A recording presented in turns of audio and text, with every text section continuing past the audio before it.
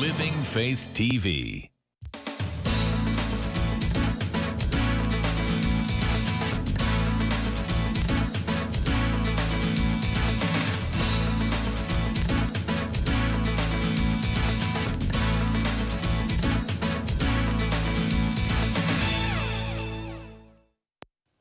Hi everybody, and welcome to Everyday Manna. Today we are going to make a chili pot pie. To go alongside that, we're going to have a roasted lime flavored corn on the cob, some Yukon Gold roasted potatoes with lemon, and then for dessert we're going to make some snickerdoodle cookies. So we're going to get started on the chili. Now in this pan I have just some very lean ground beef that I have browned, and I have broken it apart with what has become one of my favorite little tools, and that is this little meat separator apparatus. I love this thing. It really is very, very handy, and it's a hard plastic, so it's not going to scratch your pot or pan. Now I am using an enamel coated cast iron pan because I have it.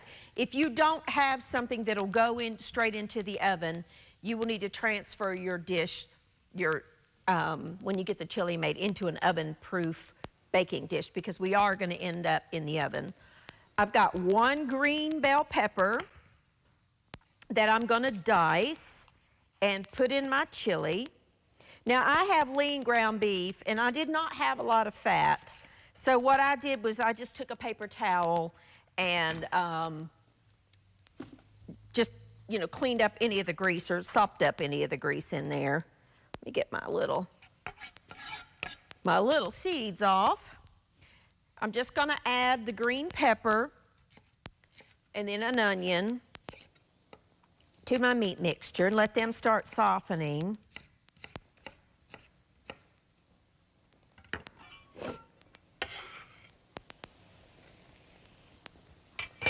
And chili is one of my favorite things. I absolutely love chili, and I make it quite often. And you could, for the basis of this, use your favorite chili recipe, whatever that would be.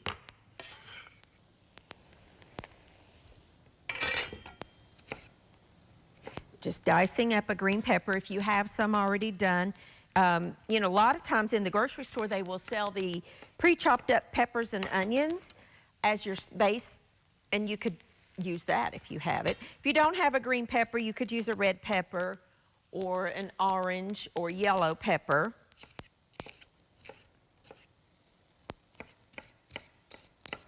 Alrighty, sharp knife. And just gonna add this to it as I go. Now I've got one onion here. Pull my trash can over a little bit. I'm going to dice up this onion and put in there into the chili and let it start softening. This is you could do this part and just put this in your crock pot if you wanted to. That would be fine.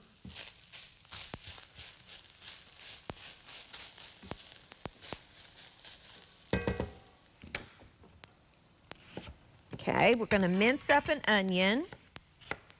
You could use, now I'm using ground beef, but if you wanted to use ground turkey or ground chicken, you could do that, or even ground pork. Or you could actually use sausage. If you wanted to brown sausage, it would add a wonderful flavor to this. So you could mix it up however you want to do it. Add in my onion.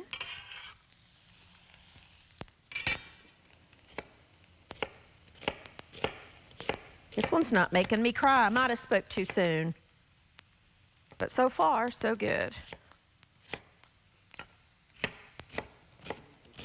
The basis for so many recipes, onion and peppers, so many. Most definitely onion for most soups and things. Okay. Now we're gonna get this in the skillet. I'm gonna stir this around. And I just want to let those onions and peppers start softening. a little bit. Gonna add my spices to it because, as you know, I don't like to add the spices after I've added the liquid. I'm gonna add just about half a teaspoon of salt and pepper, some 4 teaspoons of chili powder, and a teaspoon of ground cumin. Oh, you can smell that instantly. If you have some oregano, you could add a little bit of oregano to this dried oregano. Dried oregano is actually very common in Mexican food. There's a Mexican oregano that's really good. Very similar in flavor to regular Greek oregano, but so you could use either one that you wanted. Now I'm gonna add 1 can, 4-ounce can of diced green chilies. If you don't have this and you have a jalapeno, you could mince this up real fine. If you like your chili really, really spicy, you could add both. I'm just going to add the green chilies, but if you have a jalapeno, it's really good in this. I'm adding 2 cans of fire roasted diced tomatoes. I'm gonna stir that all together. Turn it down just a little bit, because I'm just gonna let this kind of simmer. And then I have 2 cans. Now I got 1 light red and 1 dark red, but you could do both light, both dark. You could do black beans, like 1 can of black beans and 1 can of kidney beans, or all black beans, whatever you want. But you want about 4 cups of beans. So I'm gonna just turn this down. Needs a little bit more liquid. Now, if you find you need a little bit more liquid, you could add 1 can of tomato sauce, and I'm going to. Or you could add a little bit of chicken broth or just water, but I like the added flavor of the tomato sauce because I want it to be a little bit saucy, not liquidy like a soup, but a little saucier. There, that's perfect.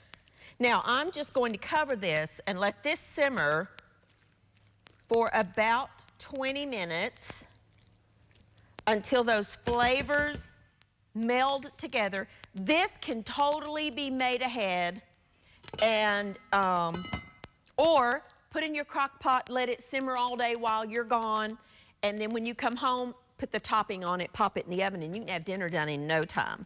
So, that's just the basis for our chili. Now, while that's simmering, we are going to make some potatoes. Now, all I've done, I'm gonna go over here and drain these because I peeled them ahead of time because you've seen me peel potatoes a lot. So I've got about 2 pounds. I'm using Yukon Gold, but you could use whatever kind of potato that you have. I'm going to zest a couple of lemons and juice a couple of lemons right over my potatoes.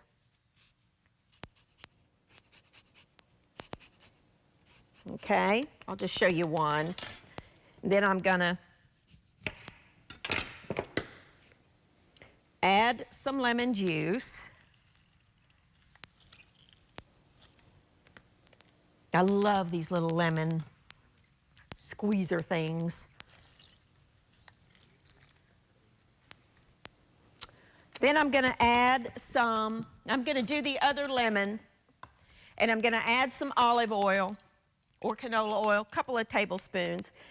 Mix that all together, put it on a flat baking dish, pop it in a 425-degree oven for about 30 minutes till they're nice and golden and cooked all the way through. I'm gonna take a quick break, just get these in the oven.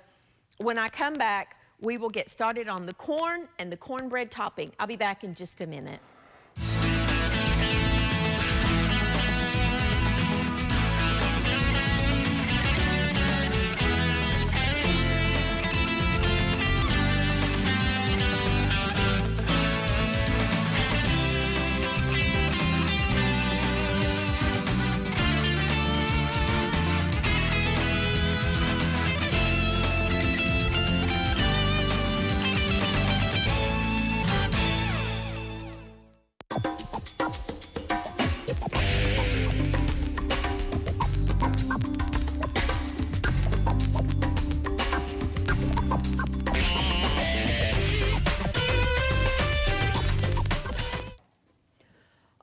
righty, now our potatoes are roasting in the oven, our chili is simmering, and we're gonna make a quick and easy roasted corn on the cob that we're gonna actually put into the oven. I have 4 ears of corn and just some cubed up butter. I'm going to add a little bit of cayenne pepper for a little bit of heat. If you don't want the heat, you don't have to put that in. And a little bit of salt and pepper to your taste, whatever you like. I'm actually going to zest a lime. I'm actually going to zest a couple of limes. Now, that cayenne pepper is pretty strong. These happen to be key limes because that is all my store had. So they're very, very little. But if you get the regular Persian limes, you probably will only need maybe 1. But I'm going to do 2 because these are small. They're good, but they're small. You only want the green part of the lemon. You do not want to get that white pithy part. Okay, that looks good. All right, now let's put the zest in there. That has a lot of flavor. You can instantly smell that lime. Oh, it smells so good. Going to cut these in half and I'm going to juice them using my same old juicer here into the butter and lime zest mixture. If you just, for whatever reason, don't like the taste of lime, you could do the same thing with lemon. But lime really does add a different kind of flavor. It's really good. And I like corn roasted in the oven. Of course, if it's barbecue season and you're outside and you want to put this on your grill, go right ahead. It would be delicious. I think that's plenty. Don't need that other one.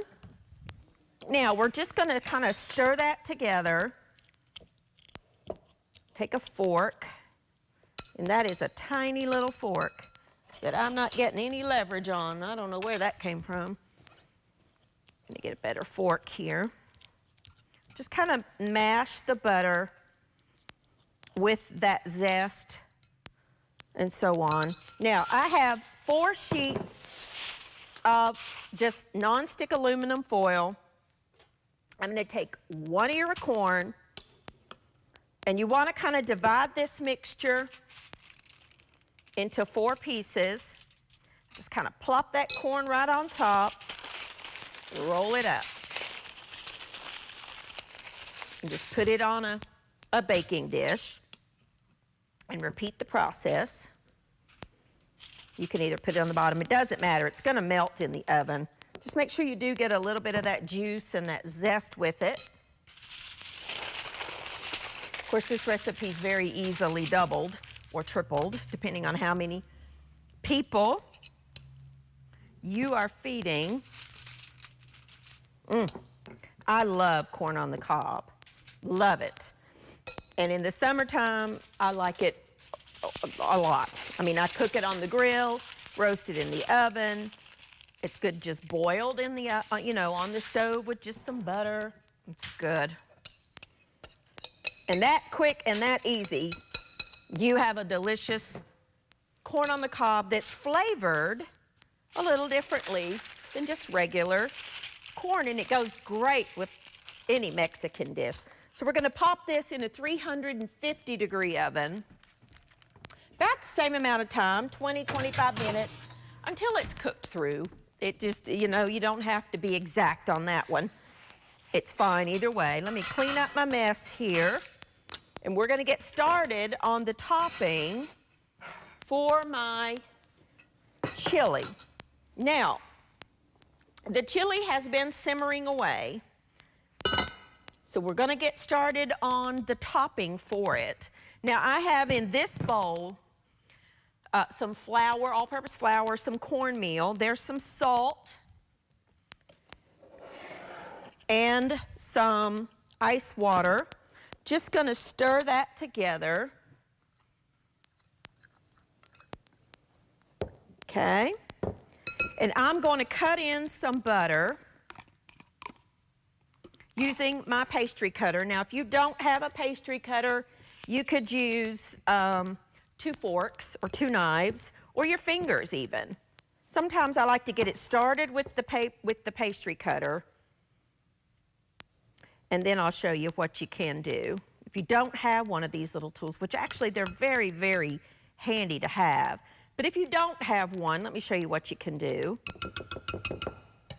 Fingers, and just take in there into your mixture, and then just start smushing it in between your fingers, and then take your mixture and kind of rub it between your hands.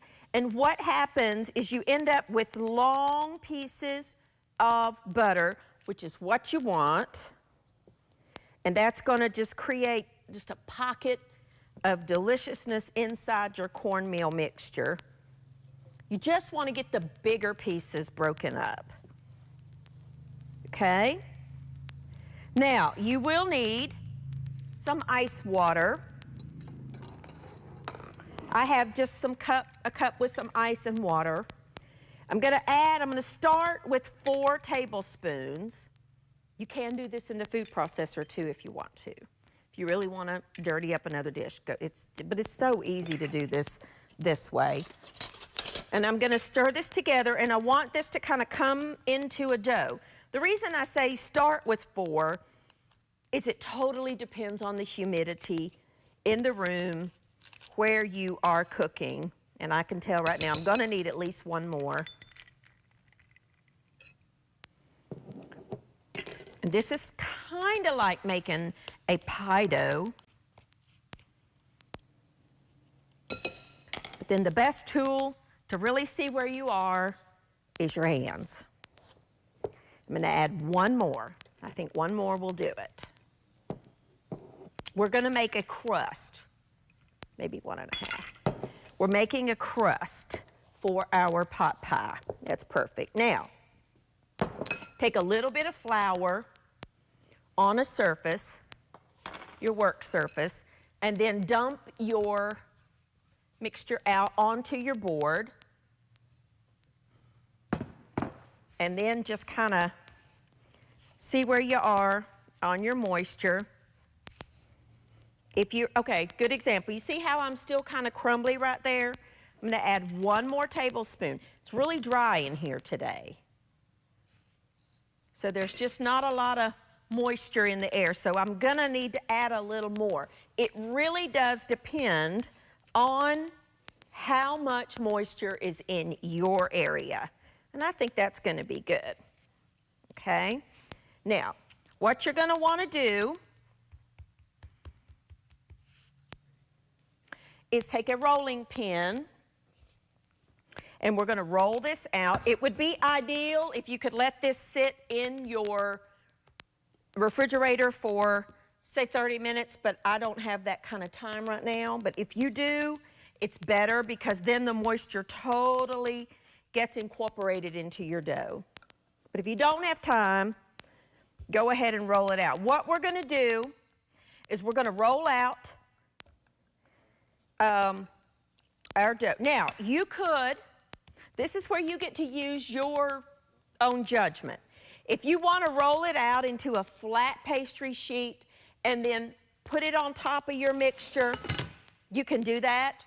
Or what you can do, and what I'm going to do, is I'm going to actually roll it just a little more, and then I'm going to cut out shapes, whatever shape you've got. Let me grab my cutter. Where's my little cutter? Here's one. Whatever shape you've got, and in this case I'm going to use the little round, and I'm going to just place the biscuits, if you will. They're not really biscuits, but the little pieces of the cornbread topping on top of my dough. On top of my chili. And then I'll re-roll the scraps. Come on, you. And till I get enough to cover it the way I want it. Again, you could roll it out to one big pastry. If that's what you want to do, it's fine. Up to you.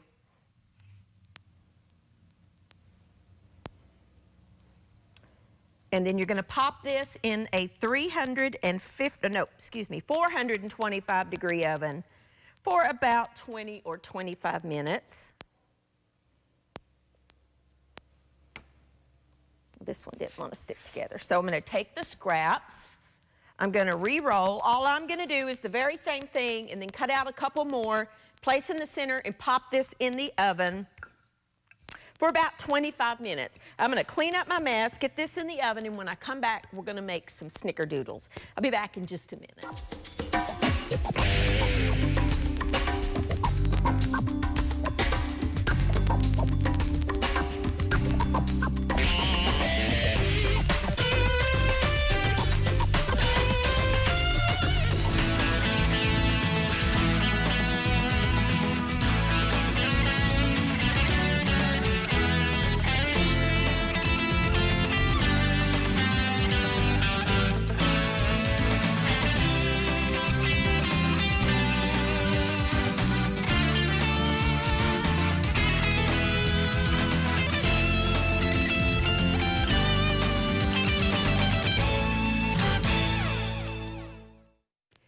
Alrighty now, our pot pie's in the oven, our potatoes are in the oven, our corn is in the oven. Let's make dessert. Now in this bowl, I have a cup of butter, and I'm gonna start creaming it with 2 cups of sugar. I'm using my stand mixer. If you don't have one of these, a hand mixer's fine. I just want to let that cream together till it's nice and incorporated. Takes it just a minute.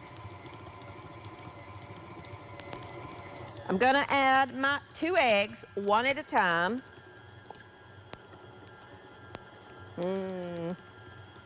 These are snickerdoodle cookies. Okay. Now, in this bowl, I have some all-purpose flour. I'm going to add some baking soda and cream of tartar and some salt. I'm going to whisk all that together. And I'm going to add that a little bit at a time. Let me grab a little cup, just something to put it in. I have a little scoopy thing. I'm going to add this, turn it down just a little bit. Let's turn that up just for a second. Get that butter good and incorporated. Then I'm going to turn it down. I'm going to add my flour just a little bit at a time because it poofs out there and I don't want to wear the flour. When it's almost incorporated, I add just another little scoop. This is a 1/2 cup measure. Turn it down just a little bit. I'm making a mess. Okay. You just want to add it a little bit at a time. You don't have to go exact 1/2 cup measurements. It's just easier to start out scooping it in there. Let that go till the dough comes together. Okay, now I'm going to need to scrape down the sides. The rest of that flour in there. Okay. Remove my paddle. Take all that dough off your paddle or your little beaters if you're using a hand mixer. Oh, come on, you. What's the problem? There we go. Now, I love my stand mixer. I've got one at home that I got on my wedding anniversary, or my wedding shower. And 25 years ago is when I got married, and it's still going strong. This thing is a workhorse, and it is truly worth the investment. Now, I have here just some cinnamon and sugar that I'm going to mix together. Now, I like to use an ice cream scoop. I have several of these because all my cookies end up the same size. If you don't have one of these, just use a couple of spoons. But what you want to do is get a scoop of your snickerdoodle, roll it in a little ball, coat it in the cinnamon sugar, place it on an ungreased, but I like lined baking dish, about 2 inches apart. Bake it at 420 or 400 degrees, about 8 to 10 minutes. So I'm just going to get these all on my baking sheet and get them in the oven.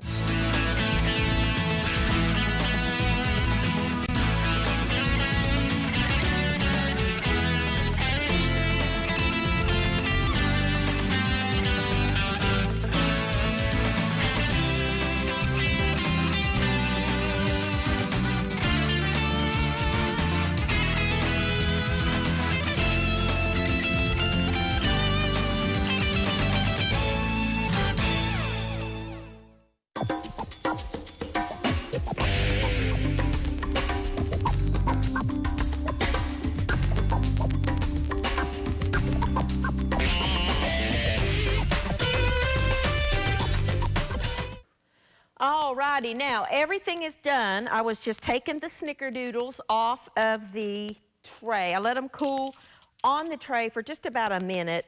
Now I'm taking them off to put them on cooling racks so that they can cool completely. It's very hard to resist a warm cookie, but these are absolutely delicious. See how we had the round balls and we don't flatten them or anything, and they do it on their own.